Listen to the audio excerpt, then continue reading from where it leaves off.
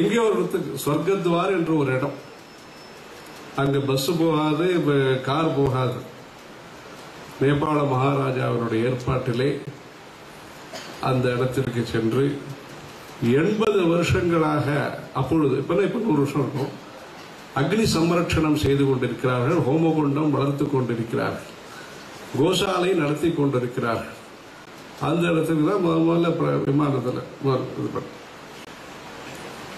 அவர் மிகப்பெரிய பக்தர். நேபாள மகாராஜா இவர்களுக்கு ராமேஸ்வரத்திலே சுக்லயஜுர்வேத பாடசாலையை நடத்தினார்கள். நேபாள மாணவர்கள் வேதம் இங்கு கற்றுக்கொண்டார்கள். ராமேஸ்வரத்திலே பத்ரிநாராயண சாஸ்திரிகள் மூலமாக நடத்தினார்கள். அங்கு நேபாளம் சென்ற பொழுது ரக்சோல் என்ற ஒரு இடம், பீர்கஞ்ச் என்ற ஒரு இடம், அந்த இடத்திலே லௌகீகமான பதாகைகள் இவர் சொன்னார், இதை பார்த்து தெரிஞ்சுக்கலாம், ஒன்றும் தெரிஞ்சுக்க வேண்டியது நிறைய இருக்குன்னு பாலசுப்ரமணியம். அங்கு ஒரு விசித்திரமான சித்திரம் இருந்தது. அந்த எல்லையிலே இவர்கள் காட்மாண்டு சென்ற பிறகு அந்த அரசரிடத்திலே சில கருத்துக்களை தெளிவுபடுத்தி, இந்து சமயத்தின் சனாதன தர்மத்தின் முக்கியமான நோக்கம் அனைவரும் நன்றாக இருக்க வேண்டும், யாரும் துன்புறக்கூடாது, அனைவரும் சுபிட்சமாகவும் ஆரோக்கியமாகவும் ஐஸ்வர்யத்துடனும் விளங்க வேண்டும் என்கிற கருத்தை தெரிவிக்கக்கூடிய சர்வே பவந்து சுகினஹ சர்வே சந்து நிராமயாக சர்வே பத்ராணி பஷ்யந்து மா கஷ்டித் துக்கபாக் பவேத் என்கிற இந்து சமயத்தின் மைய கருத்தை, பிரதானமான கருத்தை, சாரத்தை விளக்கக்கூடிய அந்த ஸ்லோகத்தை சொல்லி, நுழைவு வாயில், தோரண நுழைவு வாயில், இங்க தமிழ்நாட்டிலேயும் பல இடத்துலையும் இந்த நுழைவு வாயில்கள்லாம் இருக்கு. காஞ்சிபுரத்தில் ஒரு நுழைவாயிலை பெரியவர்கள் கட்டியிருக்கிறார்.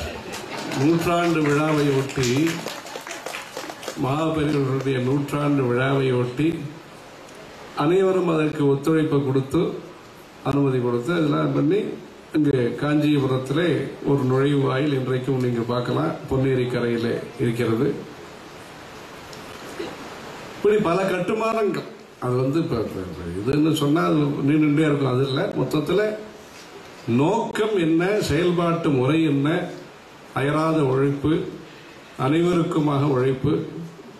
இப்படி அந்த நேபாளத்திலே ஒரு கோவில் அமைப்பு போன்று ஒரு தோரண வாயிலை கட்டி இன்றைக்கும் நீங்கள் பார்க்கலாம், பீர்கஞ்சில் இருக்கிறது. நேபாளத்திலேயும் சங்கராச்சாரியருடைய விக்கிரகத்தை பிரதிஷ்டை செய்து, கைலாச மானசரோவர் சென்ற பொழுதும் அங்கேயும் சங்கராச்சாரிய விக்கிரகத்தை வைத்து, 12 ஜோதிர்லிங்கங்களிலேயும் எங்கெல்லாம் அவர் சென்று துவாதச ஜோதிர்லிங்க ஸ்தோத்திரங்களை பாடினாரோ அந்த இடத்திலேயும் சென்று, இதெல்லாம் இருக்கு. இதற்கெல்லாம் பணம் இருந்ததா, மூலதனம் இருந்ததா, இல்லை ஏதாவது படபலம், பதாதி, ரச கஜ பதாதி, துரக பதாதி என்று இருந்ததா என்றால் அது இல்லை. கிடைத்த வாய்ப்பை, கிடைத்த நேரத்தை, கிடைத்த பொருளை, கிடைத்த மனிதர்களை கொண்டு அதிகபட்சமாக எந்த அளவுக்கு சேவையை செய்விக்க முடியும் என்பதற்கு உதாரணமாக அன்றைக்கும் சரி, அதை தொடர்ந்து இன்றைக்கும் சரி, மடம் என்பது நடத்துவதற்கு பணம் தேவை, பணம் மாத்திரம் போராது. மடம் என்பது நடத்துவதற்கு பல்வேறு மனிதர்களையும் ஈடுபடுத்தியிருக்கிறார். அவர்களாக இருக்கட்டும், இவர்களாக இருக்கட்டும், அனைவருக்கும் பணத்தை கொண்டு மாத்திரம் இதையெல்லாம் செய்ய முடியாது. மனிதர்களுக்கு நல்ல உணர்வை அளித்து, உணவையும் அளித்து, உடையையும் அளித்து, உபதேசத்தையும் அளித்து, உரையையும் அளித்து, உரை நிகழ்த்தி மனிதர்களுடைய மனதிலே ஒரு பெரும் மாற்றத்தை ஏற்படுத்துகிறார்கள். அதுதான் இந்த காஞ்சி மடம். நீங்க பாத்தீங்கன்னா அது எத்தனை கட்டடம் கட்டியிருக்கிறார்கள் என்பது இல்லை, கட்டடம் கட்டியிருக்கிறார்கள், எந்த அளவுக்கு தங்கம் வெள்ளி கொடுத்திருக்கிறார்கள் என்பதில்லை, அதுவும் கொடுத்திருக்கிறார்கள். ராமநாமா எழுதுவதற்கு தங்க காசு கொடுத்த நேரம் உண்டு. அப்படி, அதாவது ஆரம்பிப்பவர்கள் இவர்கள். அதை தொடர்பவர்களும் பரப்பவர்கள் யாராக இருந்தாலும் நல்ல கருத்தை எடுத்துக்கொண்டு பல இடத்திலையும் செய்யலாம். இப்படி சமுதாயத்திற்கான சிந்தனையை, தர்மத்திற்கான சிந்தனையை பல்வேறு ஸ்தாபனங்களுக்கும் ஒரு உணரும் விதத்திலே, பொதுமக்கள் தெரிந்து கொள்ளும் விதத்திலே தர்ம பிரச்சாரத்தையும் தர்ம அனுஷ்டானத்தையும் பிரச்சாரம் செய்து பெரியவர்கள் செய்து கொண்டிருக்கக்கூடிய இந்த நிகழ்ச்சி இங்கு நடைபெற்றுக் கொண்டிருக்கிறது. எந்த ஊரிலே வசந்த நவராத்திரி செய்யலாம் என்று பல ஊருடைய பெயரும் வந்த நிலையிலே இங்கு அமைந்திருப்பது லட்சுமி காமாட்சி அம்மனுடைய வளாகத்திலே வசந்த நவராத்திரியிலே இந்த வருஷத்தினுடைய நிகழ்ச்சி வசந்த நவராத்திரியிலே சேர்ந்திருக்கிறது. அது ஒரு சிறப்பான அமைப்பாக இருந்து வருகிறது. இப்படி இந்த நல்ல நிகழ்ச்சிகளை சாவடி சாஸ்திரி குடும்பத்தினர் பெரியவரிடத்திலே பக்தியோடு இருந்து இந்த கும்பாபிஷேகத்தை நடத்தி, ஏற்கனவே வசந்த நவராத்திரி நடந்த இடம், இங்கு பூஜைகள்லாம் நடந்த இடம், இங்கு வசந்த நவராத்திரி நடைபெற்றுக் கொண்டிருக்கிறது. இப்படி காமாட்சி அம்மனுடைய அருளையும் குருவருளையும் ஒரு சேர சந்திரமௌலீஸ்வரர் தரிசனத்தையும் பெறக்கூடிய இந்த ஒரு சந்தர்ப்பத்திலே பக்தர்கள் அனைவரும் இங்கு கலந்து கொண்டு இப்பொழுது புஷ்பாபிஷேகம் நடைபெற இருக்கிறது. மேன்மேலும் இந்த வெற்றியை அடைவதற்கு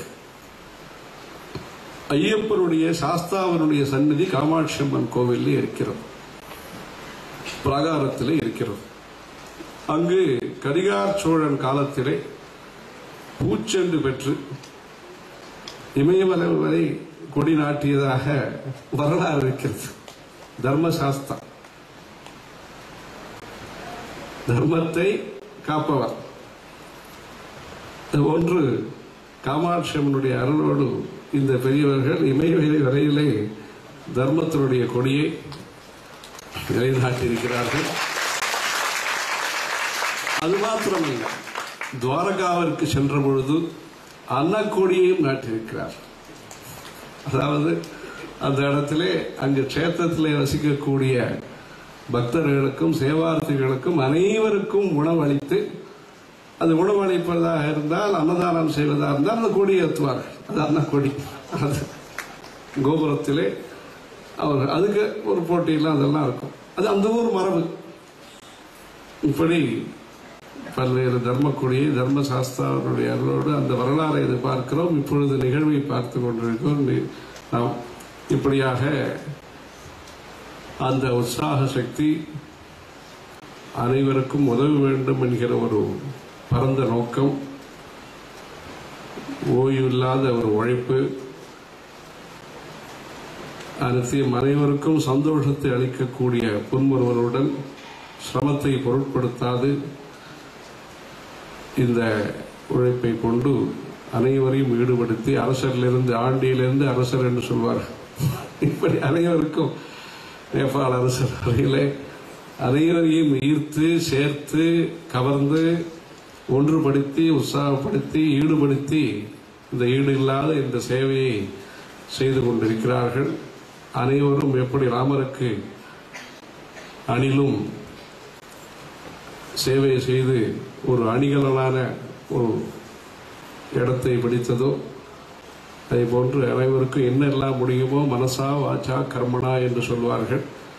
இந்த திருக்கரணத்தினாலேயும் என்ன தர்மத்திலே சேவை செய்வதற்கு, குரு சேவை செய்வதற்கு என்ன வாய்ப்போ அதை உபயோகப்படுத்திக் கொண்டு సమర విజయకోటి సాధకానంద ధాటి మృదుగుణ పరిపేటి ముఖ్య కాదంబవాటి మునినుత పరిపాటి மோகிதாஜாண்ட கோட்டி பரம சிவ வதூட்டி பாத்துமாம் காமகோட்டி என்பதாக இந்த காமகோட்டி மரபிலே காமகோட்டி என்பதற்கு ஸ்ரீசக்கரம் என்பதாக அர்த்தம். திருஷத்தியிலே காமகோட்டி நிலையா என்கிற பதத்திற்கு பகவத்பாதால் பாஷ்யம் செய்யும் பொழுது காமகோட்டி ஸ்ரீசக்கரம். அந்த ஸ்ரீசக்கரம் என்பது நிலையமாக இருப்பிடமாக வாசஸ்தானமாக உடைய தெய்வம் அம்பாள். அந்த ஸ்ரீசக்கரத்தினுடைய முக்கியமான கருத்து அனைவருக்கும் ஆனந்தம் என்பது. அதுதான் சிகரம்.